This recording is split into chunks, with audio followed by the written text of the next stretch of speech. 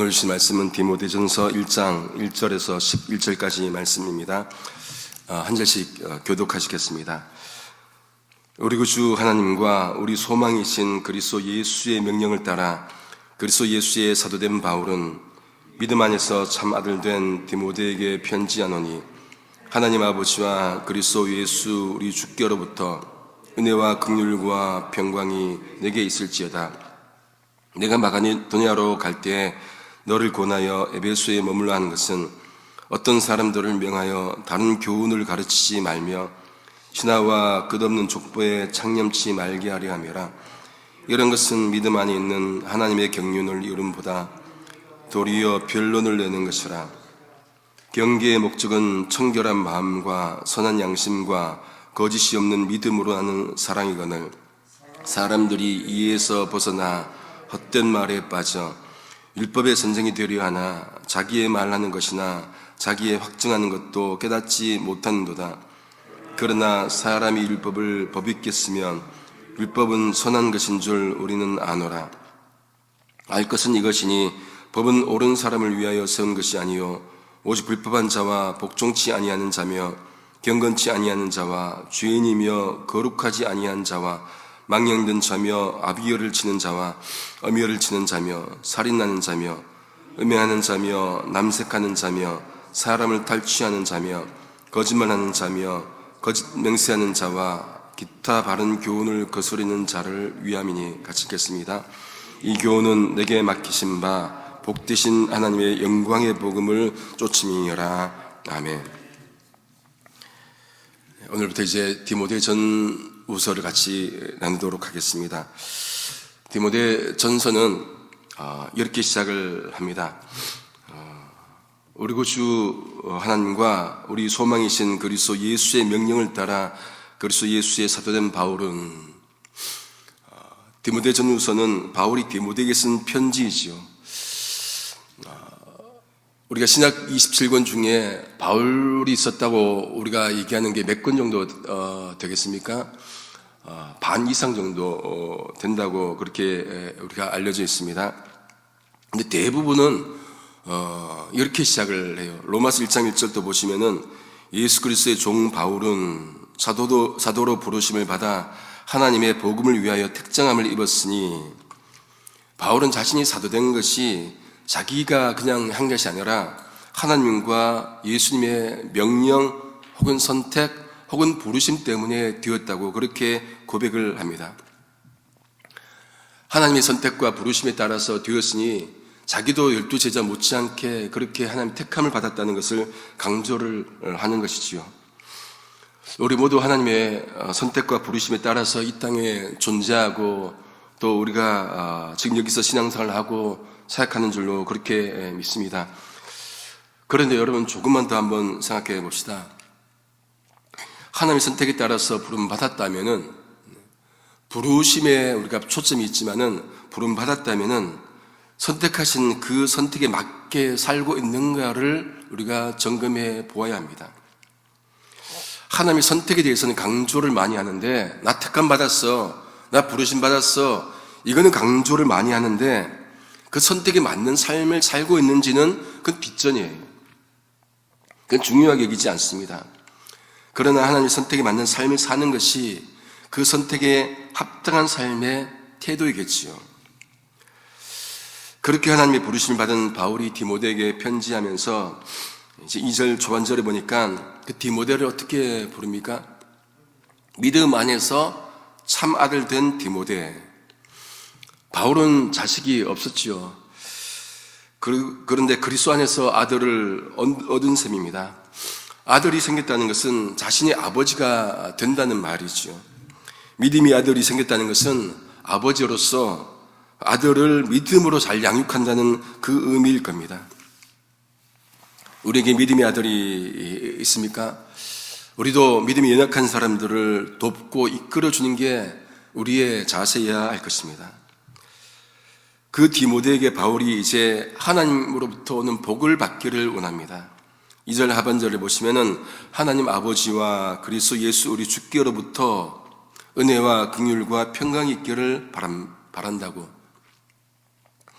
이게 하나님 아버지와 예수 그리스도가 언급이 되는데 1절을 한번 다시 보십시오. 1절을 보시면은 하나님을 어떻게 표현합니까? 우리 구주로, 그죠? 예수님을요, 우리 소망이신 그리스도로 그렇게 언급을 합니다. 그러니까 구원자이신 성부와 소망이신 예수께서, 성자께서 디모데에게 은혜와 긍휼과 평강이 있기를 원합니다. 주시기를 바랍니다. 그런 간구예요. 자신이 주는 게 아니고 바울이 이 평안과 긍휼과 은혜를 디모데에게 주는 것은 절대로 아니지요. 하나님, 이 디모데에게 주십시오. 은혜를 주옵소서, 평강을 주옵소서, 그렇게 간구하는 것입니다. 우리 모두도 이렇게 하나님으로부터 오는 그 은혜와 긍휼과 평강을 받고 우리도 누군가에게 하나님으로부터 오시는 그것을 또 줄 수 있기를 소망합니다. 이제 바울은 마게도니아로 이제 가면서 디모데에게 에베소에 머물 것을 그렇게 권면합니다. 그 이유는 무엇입니까? 3절 하반절에 보면은 사람들이 다른 교훈을 가르치지 못하도록 하기 위해서, 디모데야, 네가 에베소에 좀 머물러서 사람들이 다른 복음 전하지 못하도록 좀 봐라, 이 얘기겠죠. 다른 교훈이 무엇입니까? 그건 바울이 전하지 않는 다른 거예요.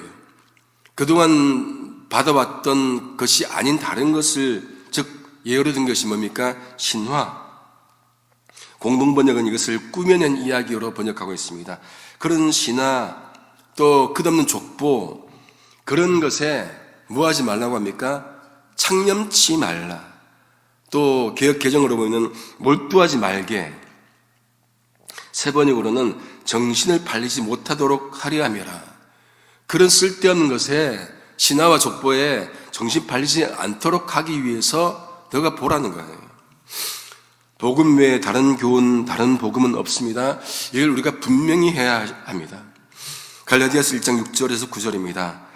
그리스도의 은혜로 너희를 부르신 이를 이같이 속기 떠나 다른 복음을 쫓는 것, 따르는 것을 내가 이상히 여기노라.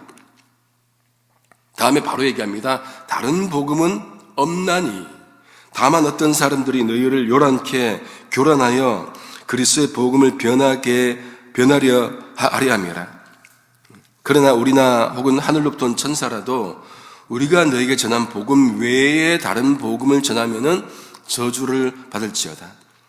우리가 전에 말했거니와 내가 지금 다시 말하노니 만일 누구든지 너희가 받은 것 외에 다른 복음 전하면은 저주를 받을지어다.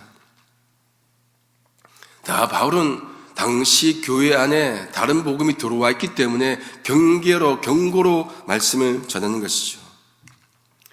그럼 왜 다른 복음, 다른 교훈, 신화 족보에 그렇게 몰두하지 말라고 합니까? 그것은 4절 하반절에 보면은 믿음 안에 있는 하나님의 경륜을 이루기보다는 도리어 쓸데없는 변론을 일으킬 뿐이기 때문이라는 거예요. 하나님 경륜이 뭡니까? 경륜이라는 단어가 여기에 좀 어려운 단어인데 공동번역으로 보면 이렇게 번역되어 있습니다. 믿음을 통해서 구원을 얻게 해주시는 하나님의 계획, 하나님께서 이 땅을 구원하시려고 하시는 그 계획, 그 다스림, 그게 경륜이에요. 구원 실현하는데 족보, 신화 아무런 쓸모가 없습니다. 본질을 붙잡아야 됩니다. 다른 어떤 것보다도 본질 붙잡아야 하지요. 본질 놓쳐버리면 잡다한 것들에 마음이 가게 되어 있습니다. 그러면 신화와 꾸며낸 이야기, 족보 이런 것들에 관심이 가죠. 복음의 핵심을 파악할 수 있는 그 진리의 눈이 우리 속에 있어야 됩니다. 바울은 이 경계 혹은 교훈, 명령의 목적에 대해서 이렇게 이제 5절에 말씀을 합니다. 세 번역으로 한번 읽어드리겠습니다. 그냥 뒷부분 세 번역으로 보겠습니다. 그것은 청결한 마음과 선한 양심과 거짓이 없는 믿음에서 나오는 사랑이거늘, 세 번역으로 보시면 사랑을 불러일으키는 것입니다. 간단히 말하면 이 교훈의 목적은 사랑으로 나타나야 된다는 거예요. 복음의 본질을 알고 있으면 그것은 사랑으로 나타나야 한다는 것이죠. 이웃 사랑으로 나타나야 합니다. 그렇게 사랑으로 나타나기 위해서는 우리 속에 세 가지, 청결한 마음, 선한 양심, 거짓 없는 믿음이 있어야 된다는 거예요. 우리 속에 이것을 갖추고 있어야 됩니다. 마음이 청결해야 되고 정말 선한 양심이 있어야 되고 그리고 믿음에 거짓이 없어야 됩니다. 복음을 안다는 것은 여러분 우리 마음으로 정말로 하나님 깊이 안다는 거죠. 하나님이 어떤 분인지 정말로 깊이 있게 알아가는 것이 복음을 아는 거예요. 하나님이 아는 것은 또 뭡니까? 세상에 사랑을 베풀게 하시는 그 사랑을 베풀며 산다는 것을 또 의미하겠죠. 그 명령으로 또 들어야 합니다. 그런데 사람들이 이에서 벗어나서 6절에 보니까 헛된 말, 쓸데없는 토론에 빠져 있다. 그렇게 바울이 표현하고 있습니다. 본절에서 벗어나니까 이런 쓸데없는 것을 하게 되지요. 헛된 말에 빠진 자들이 7절에 보니까 율법의 선생이 되려 하지만은 자기가 말한 것이나 자기가 확증한 것도 깨닫지 못한다. 그렇게 말합니다. 세 번째 읽어드리겠습니다. 그들은 율법 교사가 되려고 하지만은 사실은 자기들이 무엇을 말하고 있는지 또는 무엇을 주장하고 있는지 알지 못합니다. 율법 선생 되고자 하는데 말하는 것을 모른대요. 이 말이 안 되는 거죠. 밟는 교사 삼으면은 우리가 주의 백성으로 살아간다면은 우리가 말하는 것이 무엇인지 알아야겠죠. 알아야 복음을 전하는 것 아니겠습니까? 내가 말하는 것을 내가 알아야 합니다. 복음을 알아야 됩니다. 그 복음이 무엇입니까? 예수님의 삶과 죽음이에요. 고린도전서 15장 3절 4절입니다. 내가 받은 것을 먼저 너희에게 전하였노니 이는 성경대로 그리스도께서 우리 죄를 위하여 죽으시고 장사 지낸 바 되셨다가 성경대로 사흘 만에 다시 살아나사. 간단히 얘기하면 예수님의 삶과 죽음이 복음이라 할 수가 있겠죠. 이 복음이 우리 속에서 어떻게 와 있는지, 그 복음이 어떻게 우리 속에 작동하고 있는지를 돌아보는 시간이어야 됩니다. 그러지 않으면은, 그러면 세상 유혹에 넘어가게 돼 있어요. 세상에 온갖 잡다한 것들에 관심 갖게 됩니다. 우리가 하루를 돌아보면서 여러분, 하루 중에 얼마나 많은 시간을 복음을 이야기하고 있습니까? 아니면 얼마나 많은 시간을 우리가 다른 이야기를 하고 있습니까? 카페에 만나서 복음 이야기 하십니까? 다른 이야기 하십니까? 우리 속에 복음이 있어야 됩니다. 바울은 율법의 유용성을 이야기합니다. 8절에 보니까 그 사람이 율법을 법 있게, 다시 말해서 적법하게만 쓰면은 선한 것이라 합니다. 법 지키는데 악할 수가 없겠지요. 바울은 율법은 옳은 사람을 위하여 세운 것이 아니라 합니다. 그럼 누구를 위해서 제정된 것입니까? 거기 9절 하반절부터 쭉 나오는 게 열거된 그들을 위해서 율법이 있다는 거예요. 오직 불법한 자, 복종하지 아니하는 자, 경건하지 아니한 자, 죄인과 거룩하지 아니한 자, 망령된 자, 아버지를 죽이는 자, 어머니를 죽이는 자, 살인하는 자, 음행하는 자, 남색하는 자, 사람을 탈취하는 자, 인신매매지요, 거짓말하는 자, 거짓 맹세하는 자, 기타 바른 교훈을 거스른 자를 위함이라. 그 올바르게 살아가는 자들에게는 율법이 필요 없고 잘못하는 사람들에게 필요하다는 것이죠. 갈수록 법들이 많아지지 않습니까? 지키지 않기 때문에 그들을 위해서 두는 거예요. 제가 궁금해서 챗GPT에게 좀 세상에 희한한 법이 있는지 한번 물어봤습니다. 물어보니까 이건 좀 아는 건데, 싱가포르에는 공공장소에서 껌을 못 씹는다. 청결을 위해서. 스위스 어느 지역에서는요, 밤에 잠잘 때 화장실 물 내리는 것이 법적으로 금지되어 있대요. 밤에는 그냥 화장실이 그냥 오강이 되어버립니다. 프랑스에서는 돼지에게 나폴레옹 이름을 붙이면 안 된다고 합니다. 그 고귀한, 존귀한 사람인데 돼지에게 붙이면은, 그죠? 모독죄가 참 희한한 법이 많습니다. 이런 법들을 여러분 보면은 있다는 것은, 지키지 않은 사람들이 있기 때문에 그렇게 막 만드는 것이겠지요. 그런데 그 율법을 어떻게 다 지킵니까? 그러니 우리에게 복음이 필요한 것입니다. 믿으면은 구원받는 그 복음이 우리에게 필요한 것이죠. 그래서 오늘 말씀 결론으로 11절에 이렇게 바울이 말씀을 합니다. 11절 말씀을 같이 한번 읽겠습니다. 시작. 이 교훈은 내게 맡기신 바 복되신 하나님의 영광의 복음을 조침이니라, 따름이니라, 이 말이죠. 세 번역으로 보시면은 건전한 교훈은 복되신 하나님의 영광스러운 복음에 맞는 것이어야 합니다. 나는 이 복음을 선포할 임무를 맡았습니다. 두 가지를 생각할 수 있을 것 같습니다. 먼저 교훈은 무엇에 맞는 걸 합니까? 복음에 맞는 것이어야 된다. 교훈은 복음에 맞아야 한다는 것이에요. 그러니까 기준이 뭡니까? 복음이 기준이라는 말씀입니다. 복음이 척도라는 거예요. 복음에 적합한지, 우리가 말하는 것이 복음에 적합한지를 봐야 하는 것이겠죠. 내가 말하는 것, 내가 전하는 것, 내가 공부하는 이 모든 것들이 내 삶이 복음에 적합한지 기준을 복음으로 잡아서, 말씀으로 잡아서 들여다 보아야 됩니다.